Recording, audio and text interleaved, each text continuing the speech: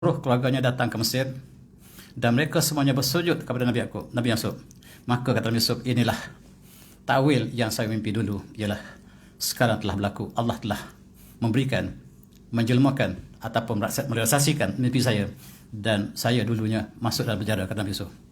Dulunya saya dipenjarakan dan sekarang Allah berikan kamu datang ke sini, semua ayahanda semua dengan keluarga datang ke sini selepas syaitan telah membuat fitnah antara kami dengan saudara kami. Tadi kita lihat yang awal tadi, Nabi Yaqub pesan bahawa syaitan ialah musuh yang sangat nyata. Akhir surah ini diceritakan bahawa Nabi Yusuf mengakui bahawa syaitanlah yang menyebabkan perseteruan ataupun perbalahan ataupun perpisahan antara dia dengan saudaranya. Ini kita lihat satu bentuk yang simetri, yang sangat cantik. Tadi kita lihat kisah, dan sekarang syaitan. Di awal kisah ialah angkara syaitan. Akhirnya Nabi Yusuf mengakui bahawa syaitanlah yang telah memperandakan di antara baginda dengan para saudaranya. Dan kita lihat dia seperti ini. Dalam kisah ini ada simetri yang kedua. Cukup indah. Saya kalau baca surah Yusuf ini sangat indah dari segi simetri ini. Barangkali sukar untuk kita lihat secara jelas, tetapi kalau kita bandingkan kisah-kisahnya dalam bentuk simetri yang sangat indah. Itu ialah simetri yang kedua. Kita lihat simetri yang ketiga. Simetri yang ketiga ialah tentang serigala. Serigala yang diadakan dalam kisah ini. Di dalam kisah ini serigala diadakan dalam kes ini. Dikatakan bahawa serigala memakan Nabi Yusuf oleh saudara-saudaranya. Sedangkan tidak benar. Yang benarnya darah yang dibawa balik, baju yang berlumuran darah ini ialah darah kambing. Dan kadang-kadang dalam kisah kita sekarang, dalam perbicaraan mahkamah, orang ketiga sentiasa muncul. Orang ketiga ini tidak wujud. Sebagaimana kisah serigala tidak wujud hakikinya, tetapi diwujudkan menjadi tema yang besar dalam kisah Nabi Yusuf. Demikian dalam mahkamah, kadang-kadang watak yang ketiga tidak pernah wujud, tetapi dibesarkan dalam mahkamah, yang akhirnya kita tahu bahawa kisah ini kisah tidak benar. Sebagaimana kisah serigala adalah tidak benar dalam kisah ini. Kita lihat simetrinya ialah apabila Nabi Yusuf dicampak dan pergi, dan kemudian dijual kepada saudagar kafilah yang datang melalui kawasan tersebut dan dibawa ke Mesir lalu dijual kepada bangsawan. Maka abang-abangnya membawa baju Nabi Yusuf yang berlumah darah. Dan Allah mengisyaratkan, a'udzubillahi minasyaitonir rajim, waja'u ala qamisi bidamin kadzib. Qala bal salatkum anfusukum amra fasabrun jamil wallahu musta'an ala ma tasifun. Maka mereka bawa baju Nabi Yusuf yang kononnya dimakan oleh serigala, terdapat darah yang kadzib, darah palsu. Sebab bukan darah serigala, bukan darah Nabi Yusuf, tetapi dilumurkan daripada baju tersebut dengan darah yang lain daripada Nabi Yusuf. Qala, kata Nabi Yaqub, bal sawalat lakum anfusukum amra. Kamu memperindahkan, kamu menipu, tetapi kamu melihat perkara ini secara ringan dan kamu mengambil perkara ini tidak serius. Fasabrun jamil, maka indahlah sabaran itulah yang terbaik. Wallahu musta'an ala ma tasifun, dan kepada Allah lah kami bermohon daripada apa yang kamu sebutkan tadi. Ini ialah satu yang awalnya. Ketika akhir kisah Nabi Yusuf, ketika saudara-saudaranya sampai ke Mesir dan Nabi Yusuf menceritakan dialah Yusuf yang telah dikhianati oleh saudaranya, maka saudara-saudaranya meminta maaf dan ampun. Maka Nabi Yusuf mengatakan, la tasriba lakum al-yawm, kamu tidak bersalah dan saya maafkan kamu. Dan ambillah baju saya ini dan campaklah ke atas wajah ayahanda. Izhabu bi qamisi hadza falquhu ala wajhi abi yati basara wa bi ahlikum ajmain. Dan bawalah baju saya ini dan campaklah ke atas wajah muka ayahanda, dan pasti matanya akan dapat melihat kembali, dan kemudian bawa semua keluarga kamu ke Mesir ini untuk dirahimkan di sini. Kita lihat tadi kisah baju. Awalnya kisah baju yang bohong, baju yang ditambah dengan darah serigala. Sekarang baju yang benar. Akhirnya dengan baju juga Allah tengok gandeng. Baju tadi baju yang palsu. Sekarang baju yang sebenarnya dari Nabi Yusuf dihantar kepada ayahnya dan Allah sembuhkan mata Nabi Yaqub dengan baju tersebut. Lihat simetri yang ketiga. Begitu indah simetrinya satu persatu, dan kita lihat di sini simetrinya tiga. cukup indah. Bagi mereka yang merhatikan, sangat-sangat indah. Setiap yang atas ada gandingan di bawah. Di tengah dengan tengah. Di tengah-tengah dengan tengah-tengah lagi. Dia seperti simetri yang sangat indah. Ini ialah di antara kisah, barangkali termasuk di dalam yang Allah sebut Ahsanul Qasas, sejak kisah yang terbaik. Kisah yang terbaik ialah kisah Nabi Yusuf. Dan kita lihat di sini ada 3 simetri. Bahkan kalau kita lihat berkali-kali simetri berlaku. Kita tengok simetri yang ketiga, keempat. Kita lihat di sini, Nabi Yusuf pernah dimasukkan dalam penjara. Di situ dia bertemu dengan 2 orang pemuda. Dan pemuda ini bermimpi. Dan mimpi ini dikisahkan dalam kisah ini. Wa dakhala maut sajana patayan. Wa qala haduma inni arani asal khamra. Wa qala akhri inni arani ahlu fawqasi khubzan ta'kul tarimin. Nabi ta'wilih inna ruka minal muhsinin. Dan masuk bersama Nabi Yusuf ke dalam penjara itu 2 orang pemuda. Yang satu berkata, saya bermimpi bahawa saya memerah anggur dan untuk dijadikan arak. Yang seorang lagi berkata, saya melihat, saya bermimpi, saya menjunjung roti di atas kepala saya, lalu roti itu dimakan oleh burung. Maka berilah takwilan pada mimpi kami. Inna naraka minal muhsinin. Kami lihat kamu, wahai Yusuf, orang yang baik. Kami melihat kamu ialah orang yang baik. Dan kami, inna naraka minal muhsinin ini berlaku lagi kemudian. Ketika saudara-saudaranya yang tidak tahu dia adalah Yusuf lah anandanya, adiknya, dan dia minta tolong bantuan daripada Nabi Yusuf. Dan Allah menceritakan perkara yang sama, qalu ya Aziz. Qalu ya Aziz innahu aban syaikhan kabiran khawz adana makana inna naraka minal muhsinin. Sekali lagi. Inna naraka minal muhsinin, sekali di atas, sekali di bawah. Simetri yang keempat. Dan ketika itu Bunyamin adenda Nabi Yusuf telah ditahan di Mesir dengan sebab dikatakan mencuri. Sebenarnya tidak mencuri, tetapi helah yang dilakukan Nabi Yusuf untuk menahan adiknya. Dan kata-kata adik-adiknya kepada Nabi Yusuf, wahai tuan-tuan, sesungguhnya dia ada ayah yang sangat tua. Janganlah berikan balasan padanya, hukum adanya, dan ambillah kami sebagai gantinya. Sebab kami melihat anda ialah orang yang baik. Coba lihat, inna naraka minal muhsinin. Tadi ketika Nabi Yusuf dalam penjara dan dikatakan oleh 2 pemuda tadi, inna naraka minal muhsinin, kami lihat kamu seorang yang sangat baik. Itu ketika Nabi Yusuf dalam keadaan yang di dalam penjara, bukan dalam keadaan yang bangsawan. Sekarang Nabi Yusuf sudah menjadi pemimpin. Dan orang mengatakan kata yang sama, inna naraka minal muhsinin, kami lihat kamu ialah orang yang baik. Ketika susah dia orang baik, ketika baik, ketika dia bukan jawatan, dia masih tidak berubah. Di atas inna naraka minal muhsinin. Di bawah inna naraka minal muhsinin, dia adalah 2 simetri. Dan kita jumpa 4 simetri sekarang. Seperti itu. Kisah Nabi Yusuf ini cukup indah. Simetri, kita lihat dari segi simetri saja. Di kiri dan kanan sangat-sangat sama. Dia adalah simetri kiri dan kanan. Kita lihat setiap yang berlaku ini ada gandingan di bawah. Dalam surah yang sama. Dan itulah bagi saya satu keindahan. Daripada keindahan-keindahan yang Allah jadikan selain pada balaghah, selain daripada keindahan kisah itu sendiri. Tetapi kesimetrian itulah antara kisah yang cukup menyentuh hati saya dalam kisah ini. Tuan-tuan. Kemudian kisah yang ketiga, kelima. Bagaimanakah kita lihat simetri yang kelima berlaku dalam surah ini? Ketika itu mereka berbohong pada ayah mereka. Mereka mengatakan bahawa kami membawa Yusuf dan kami letakkan Yusuf untuk jaga barang kami belum lagi. Ketika kami belum lagi, maka Yusuf dimakan oleh serigala. Mereka berbohong. Dan tentulah ayah anda tidak percaya walaupun kami menang. Itu kisah yang dulu. Kemudian gandingnya ialah keduanya wasal qadillati kunna fiha wal qadillati aqbal biha wa inna lasadiqun. Pertama mereka bohong, mereka mengatakan kami benar. Kedua, benar-benar mereka benar.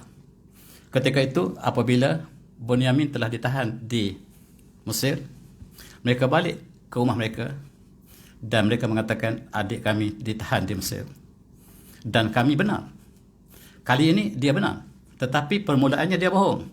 Tapi dalam konteks walau kunna sadiqin, di bawah wa inna la sadiqun, dan simetri yang kelima. Tidak ada tempat lain yang kita temui simetri seperti ini.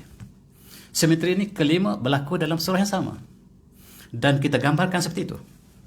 Inilah kalau kita gambarkan indahnya susunan surah Nabi Yusuf, dia simetri. Di manakah puncaknya? Puncaknya berlaku apabila Nabi Yusuf yang dilakukan konspirasi oleh saudaranya.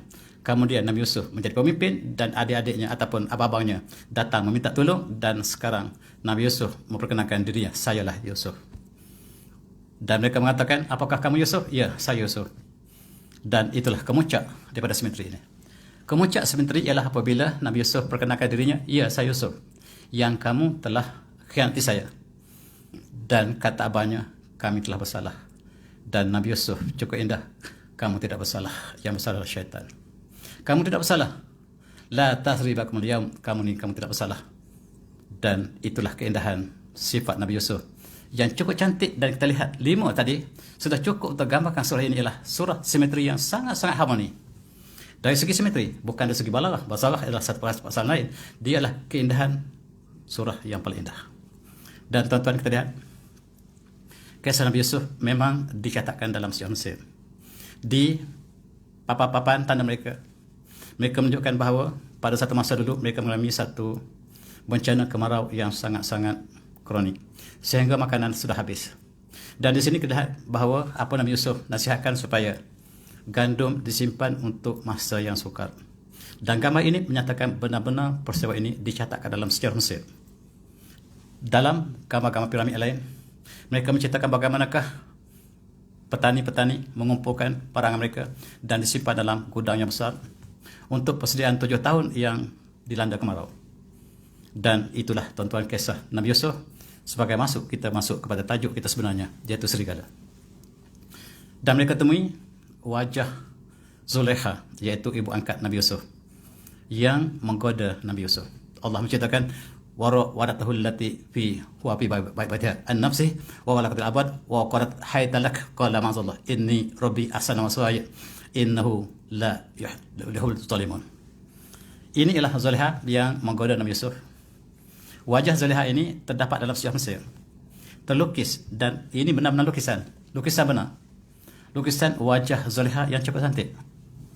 Dan Nabi Yusuf berlepas diri, dan dikatakan ialah surah haqiqah li Sayyidah Zulekha allati, yang dia sangat cintakan Nabi Yusuf. Tetapi inilah wajah ibu angkatnya. Dan gambar ini ditemui dalam satu kajian arkeologi, menceritakan kisah Nabi Yusuf dalam sejarah Mesir yang Allah ceritakan dalam Al-Quran, dan di cross check di dalam sejarah arkeologi negeri Mesir, dan mereka temui kisah pengumpulan gandum, gudang-gudang yang disimpan untuk menyimpan gandum, dan kisah Zulekha memang dicatatkan dalam sejarah Mesir. Dan tuan-tuan, kita lihat sekali lagi, kita lihat simetri yang ke-6. Kalau kita ingin teruskan simetri ini cukup indah, dan barangkali saya tidak teruskan simetri ini, tuan-tuan boleh kaji dan lihat. Di sini kita lihat Nabi Yusuf digoda oleh ibu angkatnya, tetapi di sini disaksikan oleh seorang keluarga ahlinya, sebab sekiranya baju koyak daripada belakang, maka pasadaqat. In kanu suka demi kubolin, sekiranya baju koyak dari depan, maka wanita itu benar. Wa huwa minal kazibin. Tetapi kalaulah dikoyak daripada belakang, maka Nabi Yusuf lah yang benar. Dan ini kita lihat bahawa akhirnya kisah yang fitnah kepada Nabi Yusuf ini telah terbongkar selepas kisah yang seterusnya.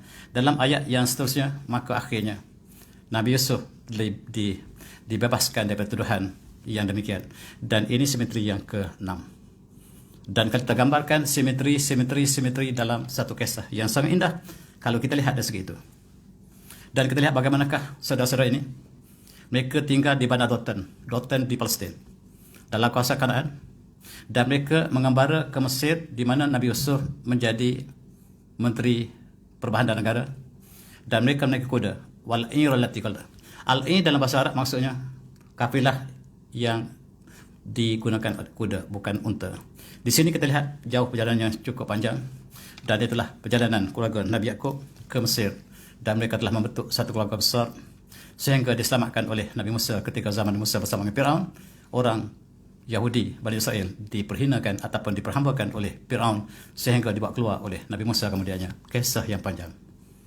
Tuan-tuan yang hormati, kemuncak kisah ini ialah apabila saudara-saudara Nabi Yusuf mengetahui bahawa yang menjadi Menteri Pertahanan Mesir itulah adik yang mereka khianati. Dan difilmkan. Filem ini menggambarkan mereka sekarang sujud, tunduk kepada Nabi Yusuf selepas mereka mengetahui bahawa adik mereka inilah yang telah menjadi Menteri Pertahanan Mesir yang sebenarnya. Demikian juga kita lihat kisah yang seterusnya cukup panjang, sehingga akhirnya Bani Israel telah menetap di Mesir, membentuk satu bangsa masyarakat yang besar, sehinggalah mereka kemudian kembali semula ke dibawa oleh Nabi Musa bersama dengan Yusha bin Nun. Kita lihat kisah serigala. Serigala yang diada-adakan dalam kisah Nabi Yusuf. Dan kalau kita lihat dari segi saintifik, serigala ini adalah satu jenis binatang yang dalam kategori Chordata. Dan dia ini hidup seperti mamalia dan mempunyai sifat yang istimewa. Di antara sifatnya adalah menipu dan dapat melepaskan diri daripada keadaan yang genting. Dia ada banyak jenis. Ada serigala yang dipanggil Zib yang dikatakan dalam kisah Nabi Yusuf ini. Ada yang lebih kecil bernama Sa'lab. Sa'lab ini kita panggil fox. Dan ada juga Jackal yang dipanggil Ibnu Awi. Ini 3 jenis serigala. Dan yang disebut dalam surah Yusuf ialah yang pertama, Az-Zibu. Serigala yang besar nama Zibu. Dan Zibu ini banyak kisah-kisah yang menarik. Sebab dia selalu menipu. Dan kata pepatah, yastati azib yataru jaldahu, dia boleh menukar kulitnya tetapi dia tidak boleh menukar perangainya. Dia boleh berpura-pura tetapi hakikat sebenarnya akan diketahui. Demikian jugalah katalah tasamuh mazibah, yakni az-zalamah nahwa al-khuru. Kalau kita baik dengan segala, maksudnya kita menzalimi kambing. Inilah di antara pepatah-pepatah Arab yang dikaitkan dengan segala. Dan al-munafiqin ya'kulu ma'zibu wa yabku ma'ra'i. Dan orang munafik ini dia makan bersama serigala dan dia menangis bersama dengan tuan kambing. Dia makan bersama dengan serigala tetapi dia menangis, pura-pura menangis sebab kambing telah hilang, dia pura-pura menangis dengan tuan kambing. Itu sifat munafik digandingkan dengan serigala. Dan tuan-tuan, itulah yang berlaku. Serigala sentiasa menyamar menjaga kambing. Sebagai British menyamar untuk menjaga Sultan Melayu di Tanah Melayu. Ini ialah sifat British. Kononnya datang untuk menjaga orang Melayu. Seolah-olah serigala datang untuk menjaga kambing. Dan inilah yang kita gambarkan penjajah datang menjajah. Azib yahrasul al-ghanam. Serigala menjaga kambing. Sama seperti British datang menjaga orang Melayu. Dan di tengah celah-celah itu kita lihat di celah-celah kambing itu ada wajah serigala. Dan hanya tunggu masa dan seluruh hasil masuk kita dibawa untuk pembangunan di Britain. Dan besi kita di Terengganu diponggah untuk membina jalan raya mereka di sana. Dan timah kita di Taipei dan getah kita di Melaya dibawa dan dijadikan sebagai sumber ekonomi terbesar di Britain. Dan itulah gambaran Az-Zibu yahrasul ghanam, dan serigala menjaga kambing. Tuan-tuan, kita lihat satu kisah. Dakhala Zibu khazirat al-kharuf, dan serigala masuk ke dalam kandang kambing. Dia makan kambing hitam. Kambing putih gembira sebab serigala tak makan kambing putih. Habis kambing putih, habis makan kulit hitam, dia makan kambing putih. Kambing putih kata dia adil sebab dia makan hitam, dia makan yang putih. Dan itulah sifat sebahagian daripada penjajah yang melakukan segala keburukan kepada negara jajahannya, yang dikatakan keadilan. Dia makan yang putih, dia makan yang hitam, dan akhirnya adil. Di sini ada satu kisah lagi yang dikaitkan dengan serigala. Dia mengatakan, Anfaitu bi aman wa hawli rifaqi wastaqazu falam ajidu hawli siwa ziba. Saya bersama dengan kawan-kawan saya adalah kumpulan kambing, kata kambing ini, Saya bersama-sama dengan kumpulan serigala. Bila saya bangun, saya dapati bahawa wala a'lamu hal aqlu zib rifaqi. Saya bersama kawan saya dan saya dapati bahawa tidak ada kawan saya bila saya bangun, yang ada ialah serigala. Saya tak tahu bahawa apakah kawan saya telah dimakan oleh serigala atau kawan saya telah menjadi serigala. Ini ialah perbandingan di dalam masyarakat. Dan sentiasa dikandingkan bahawa serigala lah satu simbol yang menipu dalam masyarakat. Kita lihat di antara zib dengan dhafa. Dan dalam bahasa Arab dipanggil wuf, dalam bahasa Arab dipanggil zib ataupun wuf, dan dhafa ini dipanggil haina. Yang satu menipu, yang satu mengambil opportunity, mengambil peluang orang yang susah, iaitu yang sebelah kiri, haina ataupun dhafa. Dhafa ini ialah yang mengambil kesempatan. Kita lihat bagaimanakah singa memburu haiwan dan dia menumpang mengambil mangsa yang sama. Itu adalah dhafa ataupun haina. Dan inilah kita lihat sifat masyarakat yang digandingkan dengan haina ini. Dan kita lihat dengan serigala tadi yang sentiasa menipu. Dan dua-dua ini, apakah beza di antara dhafa dengan zib? Ialah dua-dua adalah sebagai musuh pada masyarakat. Tuan-tuan, kita lihat serigala hari ini juga masih mengancam, dan mereka akan menggigit ataupun makan mereka yang terlibat, khususnya kanak-kanak. Dan apabila kita masuk, saya ada kawan di Uzbekistan. Dia kata ketika dia kecilnya, dia menggembala kambing di Uzbekistan, kawasan yang terpencil. Dan kalau untuk lari daripada serigala, kita harus menyanyi kuat-kuat dalam hutan. Kita menyanyi dan serigala akan lari. Dan sekiranya tidak demikian, kita bakar api. Satu hari, dia kata, kawan saya ini dari Uzbek, dia balik lewat untuk bawa kambingnya ke kandang. Tiba-tiba di depannya ada mata yang cerah, iaitu serigala sedang menunggu. Dia panik dan dia membakar hutan dan dia selamat daripada serigala tersebut. Dan kisah serigala ini ialah kisah yang panjang. Hari ini kita lihat anjing serigala digunakan untuk menarik kenderaan di kawasan Artik. Dan ini dipanggil husky atau pomsky, iaitu anjing yang berupa serigala. Dan inilah kenderaan utama di kawasan Artik. Dan ada orang Malaysia yang pertama yang telah menggambar ke Artik. Dan dia memerlukan apakah hukum apabila kita mengendarai haiwan tersebut. Dan ini dijawab oleh mufti kita dalam siri Bayanun Nas. Dan tuan-tuan boleh perhatikan apakah yang masukkan di situ. Dan ini menunjukkan bahawa Islam telah sampai ke hujung dunia. Apabila umat Islam telah sampai ke Artik dan Rasulullah menyatakan bahawa la yabrun hadzal amru ma lagun har. Islam ini akan sampai di mana adanya siang dan malam, dan sekarang Islam telah sampai di kutub. Itu kisah antara serigala dan kehidupan manusia yang telah sampai di kutub. Ingin saya kembali kepada kisah Nabi Yusuf. Apabila Nabi Yakub sangat berduka cita tentang yang dikatakan bahawa Nabi Yusuf telah dimakan oleh serigala, dan dikatakan dalam tafsir As-Sawi yang di atas tafsir Jalalain, dia mengatakan bahawa bersama dengan untuk menguatkan hujah bahawa serigala telah makan Yusuf, maka abang-abangnya telah menangkap seekor serigala dan dibawa ke depan Nabi Yakub. Nabi Yakub ialah Nabi Allah. Lalu Nabi Yakub tanya serigala tersebut. Ini dikisahkan oleh Syekh Sawi dalam tafsirnya. Dia mengatakan, ayazib anta akalta waladi wasamratu fuadi. Apakah kamu makan anak saya, wahai serigala? Kamu tahu bahawa Yusuf ialah buah hati saya. Maka di sini serigala bercakap. Dia kata, wallah ma akaltu wadak. Saya tidak makan demi Allah anak kamu. Dan Allah telah mengharamkan para anbiya, daging anbiya daripada kami. Oleh sebab itu kami tak pernah makan daripada itu. Jadi kenapakah kamu datang ke sini? Kata Nabi Yakub dalam perbalan ini. Dia kata, saya datang untuk menghubungi silaturahim dengan saudara saya di sini. Tiba-tiba saya ditangkap. Saya tidak tahu kenapa saya ditangkap. Sama ada kisah ini kisah yang mutawatir atau kisah yang sahih atau tidak. Tetapi Syekh Sawi telah merakamkan dalam tafsirnya. Serigala bercakap dalam konteks ini ketika Nabi Yakub AS dan haiwan ini bercakap dan menceritakan bahawa Nabi Yusuf tidak dimakan oleh serigala, dan itu sebab Nabi Yakub yakin Nabi Yusuf masih ada.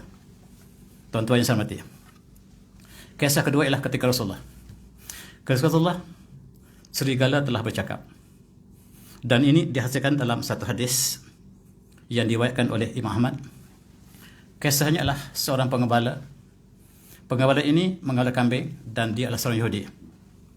Dan apabila tiba-tiba seekor serigala datang menangkap kambingnya, lalu dia kejar serigala tersebut.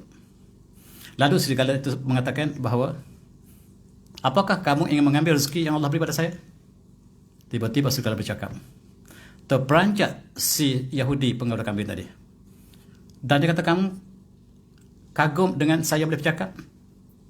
Dah, apakah kamu tidak lebih kagum dengan seorang manusia? Fi nakhlah bainah harataini yuhbikum bima madha wa bima huwa kain ba'dakum. Apakah kamu tidak heran dengan seorang rasul yang sedang menyampaikan mesejnya di Madinah? Dia menceritakan apakah yang berlaku dan apa yang telah berlaku. Apakah kamu tidak heran bahawa Allah mengutuskan seorang rasul yang telah menyampaikan mesej di Madinah? Maka terperanjat si Yahudi. Dia segera ke masjid, bertemu Rasulullah dan mengucapkan syahadah. Ini kisah yang benar. Diriwayatkan oleh Muhammad bahawa serigala bercakap, satunya ketika zaman Nabi Yakub dan sekarang ketika Rasulullah. Dan kisahnya ialah serigala bercakap dan dia menyaksikan kebenaran Rasulullah. Dalam hadis yang lebih panjang, dia ceritakan bagaimanakah apabila ditangkapnya, apabila serigala telah menangkap kambing, maka si tuannya telah mengejar serigala tersebut dan serigala mengatakan, apakah kamu ingin mengambil rezeki yang Allah telah beri kepada saya ini? Hari ini Allah telah kurniakan rezeki kambing untuk saya. Apakah kamu ingin menafikan hak Allah kepada saya? Dan terperanjat si Yahudi dan segera dia bertemu Rasulullah. Dan Rasulullah pun mengatakan, wallazi nafsi Muhammad biyadihi la taqumu sa'ah hatta yukallimu musibah an-nas. Tidak berlaku hari kiamat sehingga binatang buas bercakap dengan manusia. Dan perkara ini telah berlaku. Berlaku ketika zaman Rasulullah. Wa yukallimu raja azbu syatih. Dan tidak berlaku hari kiamat sehinggalah tali kasut bercakap dengan tuannya. Kasut bercakap dengan tuannya. Wa syarun aqih. Bukan. Wa yukallimu raja azbu syatih. Tidak berlaku hari kiamat sehinggalah cemeti bercakap dengan tuannya. Wa syarun alih. Dan tali kasut bercakap dengan tuannya. Wa yukhbiru fakhzuhu bima adasa alahu ba'dah. Dan paha akan menceritakan apakah yang dilakukan oleh keluarganya di rumah. Rasulullah sebut 4 perkara. Sebelum hari kiamat 4 perkara berlaku. Perkara pertama telah berlaku, iaitu hatta yukallimu as-siba an-nas, sehingga binatang buas bercakap dengan manusia, dan ini berlaku ketika zaman Rasulullah. Apakah kamu ingin mengambil rezeki yang Allah beri pada saya? Rupa-rupanya serigala makan kambing, Allah suruh. Tupai makan buah sebab Allah suruh. Monyet makan buah sebab Allah suruh. Dan ini ialah serigala mengatakan, rezeki ini Allah telah tentukan kepada saya. Kenapa kamu ingin menafikan rezeki ini? Kata serigala. Dan inilah peristiwa yang berlaku ketika zaman Rasulullah. Yang kedua ialah apabila cemeti bercakap dengan tuannya. Hadis ini kita kumpul kembali. Wallazi nafsi biyadihi la takmasa hatta yukallimu musibah al-ins. Tidak berlaku hari kiamat sehinggalah binatang buas bercakap manusia. Hatta yukallimu raja azbu sawtih. Wa syarakan alih. Wa tarbu fahzu bima ahdasa ahlahu ba'dahu. Dan sekarang kasut telah bercakap. Kasut ini. Kasut ini kasut tentera Amerika. Dikawal oleh satellite. In 500 meters turn left. Kasut ini benar-benar bercakap. Dan kasut ini digunakan oleh tentera Amerika lawan mujahidin yang tak berkasut. Tuan-tuan, dikawal oleh slide. Kasut telah bercakap. Sekiranya kasut bercakap Rasulullah, tanda hari kiamat sudah hampir. Wa syarafna alih. Dan sekarang kita lihat kasut ini telah digunakan untuk umum. Ini kasut yang ada gadget. Dan dia boleh bercakap. Dia menceritakan ada lubang di depannya untuk panduan tentera Israel menentang Gaza, dan dia canggih dengan ketepatan ini, dan kasut benar-benar bercakap sekarang. Dan ditanya, apakah maksud hadis tadi dalam soal jawab dalam satu ruang ulama? Dan ulama mengatakan wallahu alam. Tetapi apa yang digambarkan Rasulullah ialah teknologi yang bakal tiba akan datang. Bahawa puasa akan bercakap, dan cemeti yang kita pukul orang itu bercakap dengan kita. Wallahu alam apakah yang berlaku? Sekarang orang ini bercakap dengan kita seperti cemeti, seperti tali besar, dan kita gunakan walkie-talkie. Wallahu alam. Dan itulah bayangan dijawab oleh ulama ini.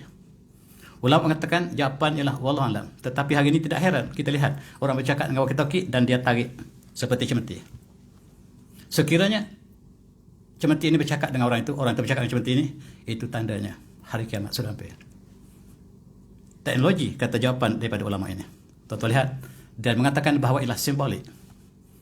Simbolik untuk mengatakan bahawa teknologi yang bakal kita tempuhi sangat-sangat luar biasa. Dan hari ini tidak berlaku kiamat sehingga paha kita bercakap memberitahu apakah yang dilakukan oleh keluarga kita. Sekarang kita letak handphone di sini. Dan imam kata, tuan-tuan, sebelum salat sila padam handphone tuan-tuan. Kalau tidak, handphone berbunyi dalam poket. Sebab isteri tanya, apakah sudah beli barang yang sudah pesan tadi?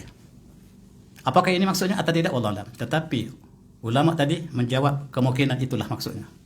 Kemungkinan tidak. Tetapi yang pastilah teknologi yang kita akan hadapi satu masa, perkara yang sangat besar, perkara yang pelik berlaku seolah-olah serigala bercakap. Apa yang berlaku sekarang nisbah kepada ketika zaman Rasulullah, seolah-olah serigala bercakap. Dan handphone kita seolah-olah serigala bercakap. Teknologi yang kita ada ini seolah-olah serigala bercakap. Kita guna GPS guide kita untuk sampai ke tempat destinasi kita. GPS guna pesesat juga. Tuan-tuan, kita lihat inilah hatta yukallimu raja syirakun alih. Apabila tali kasut bercakap dengan tuannya, benar-benar berlaku. Kalaulah ini simbolik, kalaulah ini benar pentafsirannya, walaupun dinafikan oleh sebahagiannya, untuk kita berfikir. Dan sekarang kita lihat tentera Israel. Di badannya seluruh ada maklumat yang dia boleh kawal dengan satelit. Itu sebab Israel bila tenteranya ditangkap oleh Palestin, dia tembak tentera dia. Sebab di badan tentera dia penuh dengan maklumat. Dan dia dapat menghubungi dengan headquarters dia. Kasut dia, bahu dia, topi dia, semuanya dia lengkap dengan yang paling canggih. Amerika juga demikian. Tetapi teknologi semata-mata tidak dapat menjamin kemenangan. Kekuatan ialah jiwa kental iman yang sejahtera. Tuan-tuan, dia lawan satu masa dulu, dia lawan Mujahidin ataupun Taliban yang tak ada kasut. Rusia lawan Taliban yang tak ada kasut. Amerika lawan Taliban, yang kalah ialah mereka. Yang kasut yang canggih tak dapat menahan kemenangan. Yang menang ialah yang pakai selipar, setengah yang tak pakai kasut. Ini tentera Taliban. Sekarang Taliban masuk balik. Amerika tinggal, Afghanistan tinggal dengan senjata-senjata, dan Taliban masuk balik. Taliban kasut pun tak ada. Tuan-tuan, inilah untuk kita berfikir. Kasut bercakap dengan tuannya tidak menjamin teknologi yang tinggi ini kemenangan yang berhak pada mereka. Dan dalam satu hadis Rasulullah bersabda, la takmusah, tidak berlaku sama hatta tara umuran anzaman lam takun tarawnaha walam tuhdisu nabiha anfusakum. Tidak berlaku hari kiamat sehinggalah perkara-perkara yang besar berlaku yang tak pernah kamu lihat dan tak pernah kamu bercakap, kamu sebut tentangnya, yang tak pernah kamu sebutnya, maka itu satu masa akan berlaku. Sekarang manusia telah merokai alam angkasa. Negara-negara maju telah hantar ke angkasa. Kita di kalangan umat Islam masih berbincang, boleh tak manusia naik ke langit? Orang lain telah buat rumah di langit. Orang lain telah buat ISS di langit. Mereka pecutkan roket mereka menembusi langit dan bumi langit. Mereka membuat ISS di atas. Kita masih bincang, boleh tak manusia naik langit? Dan seluruh kawasan langit telah digazet oleh mereka. Kita tak tahu bahawa udara kita telah digazet oleh mereka. Kita hanyalah melihat. Kita adalah user, termasuk saya. Mereka pencipta. Mereka adalah pencipta. Kita di Malaysia semua user. Semua kementerian user. Tak ada satu pun pencipta. Mereka sudah kuasai langit. Kita masih user. Komputer pun dia tekan je, dan kita lah user semata-mata. Dan sekarang mereka kuasai langit. Dan Rasulullah mengatakan perkara yang besar akan berlaku. Dan sekarang mereka melancong ke langit. Ini ialah satelit China yang lebih besar daripada ISS. ISS dipunyai oleh antarabangsa. ISS tak benarkan China terlibat dengan ISS antarabangsa. Kemudian China buat lebih besar daripada ISS. Dan sekarang mereka melancong ke atas. Kita lihat 2 minggu lepas, bangsawan China ini ataupun bilioner ini telah beli tiket bersama dengan untuk ke ISS yang dipunyai oleh antarabangsa. Dia pergi bersama dengan astronot Rusia, dan dia berada 12 hari, dia balik semula. Dan perkara ini perkara besar, tak pernah dibayangkan oleh sesiapa. Manusia naik berehat di atas langit, dan dia balik dengan happy. Dia balik 2 minggu lepas, dan dia duduk 12 hari di sana, dan dia ambil gambar, dan gambar dia diriliskan dalam internet. China membuat bulan tiruan, satu benda yang besar. Benda ini benda-benda yang tak pernah kita dengar. Mereka membuat matahari, benar atau tidak wallahu alam, tapi inilah yang berlaku. Sekarang tuan-tuan, kita lihat ada satu kota besar di Saudi, namanya Kota Neom. Barangkali saya sebut sebelum ini. Ini dirancang oleh kerajaan Saudi sekarang untuk menjadikan bandar ini bandar yang sangat-sangat canggih dari segi teknologinya. Bandar ini lebih besar berkali-kali daripada New York, Washington dan London. Campur New York, London, Washington, dia lebih besar. Letaknya di kawasan Teluk Aqabah. Dan tempat Nabi Musa mendarat ketika dikejar oleh Firaun, di situ akan dibina sebuah bandar yang besar, namanya Kota Neom. Di situ segala teknologi yang belum kita pernah lihat akan dijilmakan di situ dalam masa 20 tahun akan datang ataupun 10 tahun akan datang. Antaranya ialah teksi yang melayang. Kita tidak ada teksi yang melayang seperti kapal terbang. Robot yang bekerja untuk semua di bandar ini, robot yang bekerja. Angkat sampah, menjadi koli dan sebagainya, semuanya robot.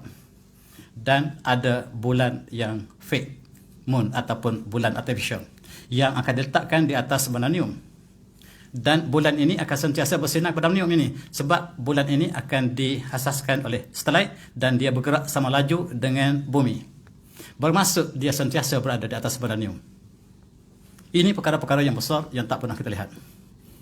Dan kita tak pernah lihat, dan dia menjangkakan perkara ini akan berlaku 20-30. 10 tahun akan datang. Dan mereka merancang, inilah yang mereka gambarkan, yang artificial moon akan memberikan cahaya sepanjang malam. Bandar Neom yang tak pernah akan gelap. Itulah hal mereka. Kemudian teksi yang melayang, yang terbang. Kita juga ada juga rancangan kenderaan yang terbang, tapi tidak pernah direalisasikan. Kemudian robot maid ataupun pembantu rumah daripada robot. Kemudian seluruh robot akan menjaga pegawai keselamatan dan sebagainya. Selain pada itu, hujan yang akan diturunkan daripada awan dengan hujan yang pembenihan hujan di artificial raining yang akan diturunkan di tengah padang pasir ini. Inilah satu perkara yang sedang mereka rancang. Sama ada mereka dapat melakukannya atau tidak, wallahu alam. Dan kita lihat, mereka akan menggunakan drone friendly dan center of robotic. Dia akan menjadi pusat robotik terbesar dunia. Namanya Bandar Neom. Besarnya sangat besar. Dan satu bandar yang diimpikan, bandar yang penuh dengan keajaiban yang hampir sama dengan hadis tadi, menjelang hari kiamat. Maka perkara yang besar kamu akan lihat, kata Rasulullah, yang tak pernah kamu bayangkan, dan sekarang akan dijelmakan kononnya di Bandar Neom ini. Selain pada itu, mereka akan bentukkan pantai yang keluar cahaya waktu malam, yang mereka sebut glowing beach. Waktu malam, beach ini akan mengeluarkan api ataupun keluarkan cahaya sinar yang gemelapan. Di atas ada bulan, di bawah pantai yang berkemelatan. Inilah dunia, sebenar-benar dunia yang mereka asaskan pada teknologi 1%. Inilah yang mereka ceritakan. Dan di sini juga mereka akan turunkan hujan. Hujan yang Arab sangat-sangat sedikit. Dan mereka akan membenihkan uap air dan akhirnya menjadi uap, menjadi awan yang besar dan akan turun membasahi bumi ini. Bumi ini akan dijangkakan menjadi bumi yang sangat subur.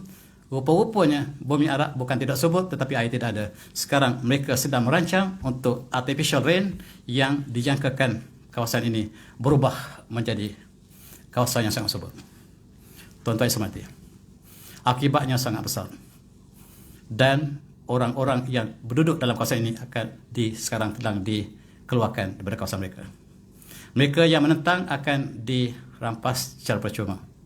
Kawasan yang sangat besar ini tempat Nabi Musa mendarat ketika dikejar oleh Firaun. Firaun ditenggelamkan, Nabi Musa selamat di sini. Kawasan Madian. Kawasan ini namanya Madian. Tempat Nabi Musa pernah membelah kambing, dan di sinilah bakal dijadikan Bananium. Di situ penuh dengan sejarah. Sejarah bangsa Kanaan, bangsa Madian yang Allah telah musnahkan sebab mereka melakukan penipuan di dalam urus niaga.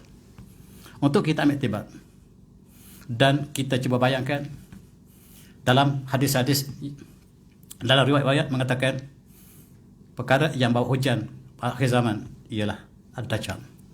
Dajjal sudah boleh menurunkan hujan satu masa nanti, dan ini keluarga Dajjal barangkali, ataupun saudara dia. Dajjal belum datang barangkali, tetapi saudaranya telah datang untuk membentuk hujan, sebab antara sifat Dajjal lah menurunkan hujan.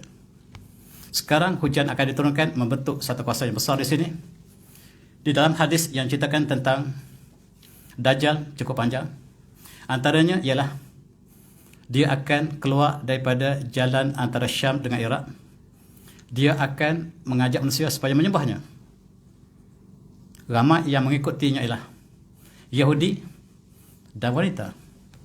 Hari ini apa yang keluarga Dajjal buat di sana? Yang wanita yang banyak ikut. Apa yang berlaku di sana yang dilakukan oleh keluarga Dajjal ataupun saudaranya, kita ikut. Dan dia akan diikuti oleh 70,000 Yahudi Isfahan. Dan ketika itu dia bergerak di angin di udara seperti angin yang bertiup. Dia akan mengelilingi dunia kecuali Makkah dan Madinah tidak dilalui oleh Dajjal. Dan waktunya lah 40 tahun. Satu hari seperti setahun, satu hari seperti satu bulan, dan hari Jumaat dan ayat lain, dan dia adalah mata yang buta sebelah, dan tertulis di dahinya adalah kafir. Dapat dibaca oleh orang yang buta huruf dan orang yang dapat membaca. Dan ia membawa satu fitnah yang besar. Dan apabila dia suruh langit menurunkan hujan, hujan pun turun. Dia boleh menumbuhkan tumbuh-tumbuhan daripada bumi, dan dia membawa syurga katanya, tetapi sebenarnya neraka. Itulah Dajjal yang hakiki. Tapi bayang-bayang Dajjal telah wujud. Hujan telah diturunkan. Mereka telah menghidupkan orang mati, dan mereka berjalan dengan begitu laju. Dikatakan berjalan seperti angin yang kencang. Concorde yang dibuat oleh Perancis sangat laju. Dan hujan akan diturunkan oleh Dajjal. Tetapi sekarang bunga-bunga, bayang-bayangan yang dilakukan oleh keluarga mereka telah kita saksikan hari ini. Dan kita lihat Dajjal bergerak seperti angin yang laju. Ini saudaranya, bukan Dajjal lagi. Bergeraknya Concorde dengan 2,179 km per hour. Sangat laju. Tidak ada bumi yang tidak laluinya kecuali Mekah dan Madinah. Dan dalam riwayat lain, apabila Dajjal lalu, maka seluruh umat Islam akan ikut dia. Kalau Dajjal ini satu benda yang sakut, maka orang tak akan ikut. Tapi diikuti ramai-ramai. Seperti lebah menggerti kuihnya. Ikut seperti itu. Hari ini apa yang dilakukan di Barat, semua dilakukan oleh umat Islam. Dan hari ini Dajjal adalah antaranya. Dia boleh menghidupkan orang yang mati. Dan dia berjalan dengan laju. Hari ini ISS mengelilingi bumi 93 minit, 1 jam. Dia satu pusingan. Dia bergerak dengan laju. ISS yang dibuat oleh antarabangsa, termasuk yang di China, 32 kali pusingan satu hari. Bergerak sangat laju. Ini bukan Dajjal, ini saudara Dajjal yang telah kita dapat saksikan zaman kita. Dan Dajjal ini dia akan membunuh seorang. Kemudian hidup kembali. Hebat. Tetapi saudaranya sudah ada. Jantung dikeluarkan daripada badan, diletakkan dalam bekas. Hakikatnya sudah mati. Dimasuk balik. Hidup, gelap. Transplant, hak transplant telah berlaku. Dan dibawa keluar. Masuk balik. Ini saudara Dajjal. Dajjal belum tiba. Bayangan-bayangannya adalah sudah kita nampak. Berlaku depan mata kita. Dan serigala yang bercakap tidak heran. Sebab Dajjal dia tembak ke atas dengan panah. Kemudian di hujung panah jatuh balik ada darah. Dia kata Tuhan telah mati. Saya telah panah. Ingat, astronot Rusia. Saya telah sampai ke langit. Orang atas dunia telah tertipu. Tuhan tidak ada. Dia isyaratkan Tuhan telah mati. Dia turun kembali. Dan astronot itu tak temui Tuhannya. Dia cari Tuhan di langit, dia tak temui. Dan dia isyaratkan Tuhan sudah mati. Dajjal itu dia akan panah ke langit. Akhirnya ada darah di hujungnya. Jatuh balik. Dan dia isyaratkan Tuhan telah mati. Dan dia hidup matikan orang yang sehat, dia matikan, dia hidup kembali. Sekarang teknologi perubatan sangat tinggi. Dan apakah ini ciri-ciri? Ini saudara dia, belum Dajjal lagi.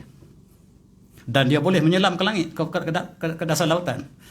Dekat ya, ke bawah lautan ini sangat cetek baginya.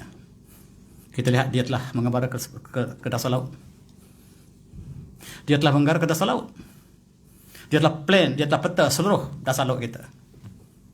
Kalau kapal terbang kita jatuh, tak akan temui cepat-cepat sebab dia akan peta laut. Dia cari kapal terbang kita jatuh. Selagi tak selesai, dia petakan peta di bawah dasar laut.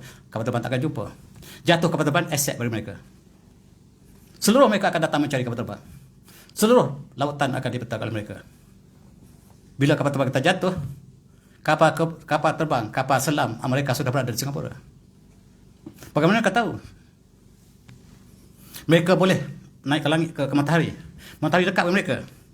NASA naik ke matahari. Ini saudara Dajjal. Jangan-jangan dia Dajjal. Jangan-jangan ini Dajjalnya.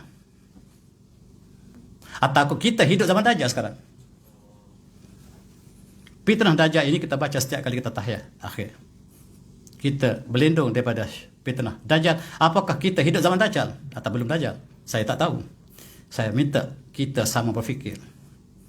Sebab banyak simbolik dalam hadis-hadis Rasulullah yang disebutkan takwil. Dan bagaimanakah kita melihat persoalan ini? Dan benar-benarkah kita melihat sekarang? Apa yang Rasulullah sebut tadi? Tidak bakal kiamat sehinggalah binatang buas bercakap. Memang telah berlaku. Tidak berlaku hari kiamat sehinggalah tali kasut bercakap. Sekarang telah berlaku. Tidak berlaku hari kiamat sehingga manusia bercakap dengan cemeti. Apakah ini sudah berlaku? Sudah berlaku. Dan apakah hari kiamat tidak berlaku sehinggalah paha bercakap memberitahu apa yang dilakukan oleh keluarganya? Apakah yang tidak berlaku? Dan inilah kalau kita tunggu Dajjal datang dengan mata satu, menakutkan, orang tak akan ikut. Tapi tadi mengatakan bahawa umat Islam akan ikut dia sebagaimana lebah ikut permaisurinya. Mari kita berfikir panjang. Di manakah kita berada? Dan orang tak dapat baca kafir. Mata kanan simbol akhirat, mata kiri simbol dunia. Dia tidak nampak mata kanan dia telah tertutup, yang nampak dunia semata-mata. Apakah ini saudara Dajjal? Ataupun Dajjal sedang berada dalam sekeliling kita? Mari kita berfikir. Mari kita berfikir dalam-dalam dan kita semak balik seluruh hadis-hadis fitan zaman akhir. Dan ada orang menunggu. Dan apakah dia sudah berada dalam kalangan kita? Wallahu alam. Dan saya sudah dengan wabillahi taufiq. Assalamualaikum warahmatullahi wabarakatuh. Tidak berlaku kiamat sehinggalah umum perkara besar berlaku, dan inilah hadis yang kita baca tadi. Wallahu alam. Tafsir langsung.